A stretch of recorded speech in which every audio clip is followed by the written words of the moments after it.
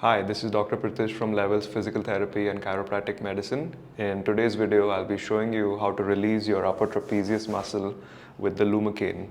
So this will be split in two parts. One I'll be showing you in standing and one I'll be showing you in sitting. So let's begin. So if you're going to do this in standing, make sure you're standing erect, and if you have a tendency to slouch and have a forward neck posture, just try to straighten yourself out, get your chest a little bit higher, make sure your back is not excessively arched and nor are you slumped in this position. So you're somewhere like this. Now you're going to hold the Lumacane, which I believe you have one. You're going to place it on your upper trapezius in this manner. But before we begin, you must identify which spot hurts you the most. So you can identify this by pressing down and seeing which one's tender. And sometimes when you press down on these spots, you might feel some pain radiate upwards into your head or somewhere upwards near your ear. So that is also a spot that you can work on. So in my case, I've found a little spot over here, and I'm going to place it exactly here. So make sure this nodule over here is placed right there in this fashion, and then I'm going to hook downwards and slightly tilt it away from my body.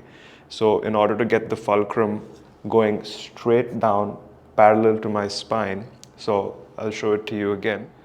So we identify the spot. I first press downwards and then I tilt a little ahead. So you can see that the semicircle end of this Lumacane is pressing directly downwards, and you should start feeling some discomfort and pain at the spot and also going relatively upwards. Or some people it can shoot in the shoulder, for some people it can shoot in the jaw, for some people in the head. So when you just identify and you place this here, you can do a count of 10 counts and you can breathe into this part. So let's say I'll begin right now and say I push this down and oof, that hurts, and let's count to 10. 1, 2, 3, 4, 5, 6, 7, 8, 9, and 10. And then you gently release, move on to another spot that you found out and press down again. And you can do this in cycles of 10. So let's say if I do 3 sets, that makes it 30 seconds. That should be a good enough release for the beginning. Just make sure you don't push it on any bone, because you're going to hurt yourself. So just identify the spot on this slope of the muscle and then release it with your Lumacane.